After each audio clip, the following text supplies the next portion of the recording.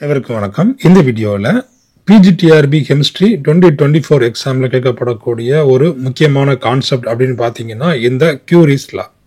அப்போ இந்த கியூரிஸ் லா வந்துட்டு வெரி வெரி இம்பார்ட்டன்ட். நிறைய கொஸ்டின்ஸ் வந்துட்டு இதுக்கு ப்ரீவியஸ் இயர் எக்ஸாமில் கேட்டுக்கிறாங்க. அப்போ இந்த கியூரிஸ் லானா என்ன, இந்த டெம்பரேச்சர் இன்க்ரீஸ் பண்ணால் இந்த மேக்னெட்டிக் ஃபீல்டு என்ன ஆகும் அப்படிங்கிறத இந்த வீடியோவில் பார்க்க போகிறோம். இப்போ தான் என்னுடைய சேனலுக்கு நீங்கள் புதுசுன்னா உடனடியாக சப்ஸ்கிரைப் பண்ணிக்கிடுங்க. டிஆர்பி சம்மந்தமான எல்லா நியூஸும் உங்களுக்கு உடனுக்குடன் வந்து சேரும்.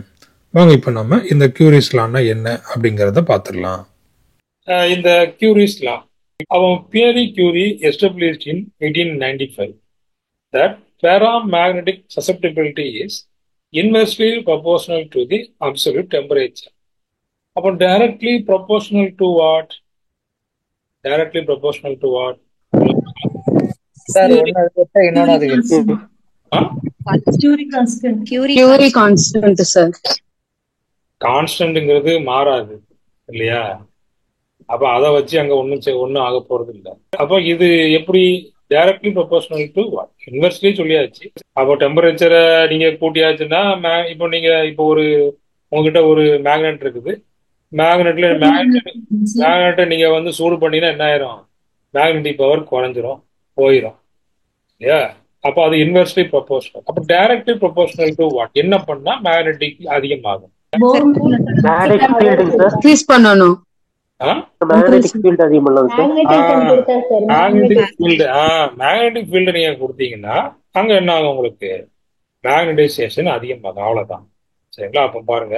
So paramagnetic susceptibility is inversely proportional to the absolute temperature but directly proportional to the magnetic field. நம்ம கொடுத்தோம்னா என்ன ஆகும்? அங்க வந்து மேக்னடைசேஷன் அதிகமாயிட்டு தான் இருக்கும். சரிங்களா? சரி, அப்ப இதுல பாருங்க கை எம். இதுல கை எம் அப்படிங்கிறது என்ன?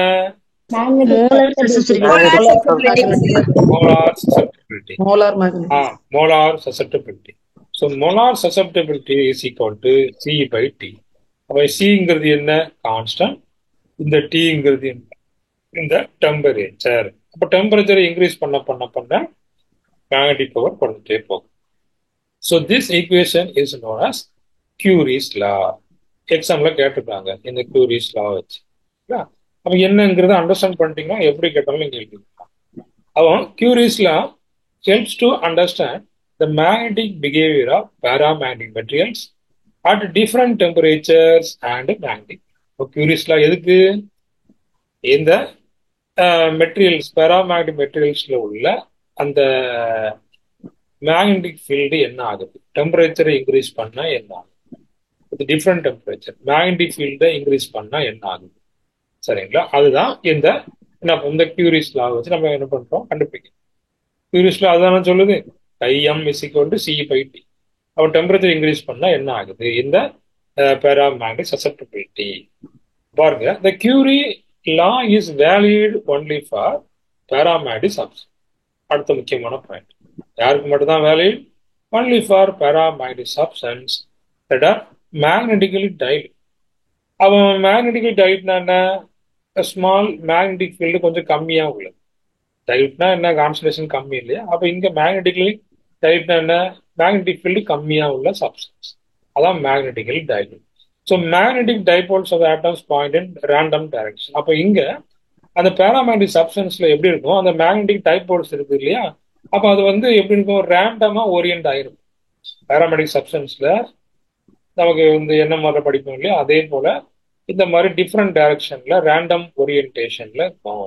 இண்டிவிஜுவல் மெட்டல் அயான்ஸ் இருக்குது, இப்போ பக்கத்துல லிகான்ஸ் வரல.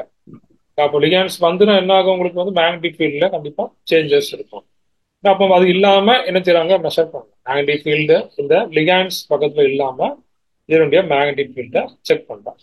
So that there is more magnetic interaction between them. சரி, இப்போ இதுல பாருங்க கிராஃப், ரெண்டு கிராஃப். இதுல ஒண்ணு என்ன பாருங்க, இது வந்து கைங்கிறது என்ன? இந்த மேக்னெட்டிக் சசெப்டிபிலிட்டி. அப்போ அதனுடைய நிலைப்புத்தன்மை, மேக்னெட்டிக் நிலைப்புத்தன்மை எவ்வளவு இருக்குது? இனிஷியலா பாருங்க 0 டிகிரி, டெம்பரேச்சர் 0. பாத்தீங்கன்னா அதிகமா இருக்கு. மேக்னெட்டிக் சசெப்டிபிலிட்டி வந்து எப்படி இருக்குது? அதிகமா இருக்கு. அப்போ டெம்பரேச்சர் இன்க்ரீஸ் பண்ண அப்படியே குறையும். இல்லையா? அப்படியே குறையுது. இப்போ ஒரு கட்டத்துக்கு அப்புறமா அங்க வந்து அந்த சசெப்டிபிலிட்டி கான்ஸ்டன்டா மாறிடுது. சரிங்களா? அப்ப பாருங்க. So this susceptibility, magnetic susceptibility is inversely proportion. Temperature increase பண்ணா சசெப்டிபிலிட்டி குறையும், டெம்பரேச்சரை கம்மி பண்ணா சசெப்டிபிலிட்டி இன்க்ரீஸ் ஆகும். சரிங்களா? இதே போல உங்களுக்கு இந்த பிஜிடிஆர்பி கெமிஸ்ட்ரி சிலபஸ்ல உள்ள எல்லா கான்செப்டுக்கும் உங்களுக்கு வீடியோஸ் வேணும், ஆன்லைன் கிளாஸஸ் வேணும் அப்படின்னாச்சுன்னா என்னுடைய ஆன்லைன் கிளாஸஸ்ல நீங்க ஜாயின் பண்ணிக்கிடலாம். ஆன்லைன் கிளாஸஸ் வந்துட்டு டெய்லி நடந்துட்டு இருக்குது, லைவா போயிட்டு இருக்குது, ரெக்கார்டிங் கிளாஸும் இருக்குது, டெஸ்ட் பேட்ச் இருக்குது, அதுக்கப்புறமா சைக்காலஜி நம்ம கம்ப்ளீட் பண்ண போறோம். அப்போ இந்த கிளாஸஸ் வந்துட்டு உங்களுக்கு ரொம்பவே யூஸ்ஃபுல்லா இருக்கும். உடனடியாக இந்த ஆன்லைன் கிளாஸஸ்ல ஜாயின் பண்ணிக்கிடுங்க. அதே போல இந்த set exam, assistant professor exam இதுக்கான ஆன்லைன் கிளாஸஸும் நடந்துட்டு இருக்குது. அதுலயும் நீங்க ஜாயின் பண்ணிக்கிடலாம். தேங்க்யூ.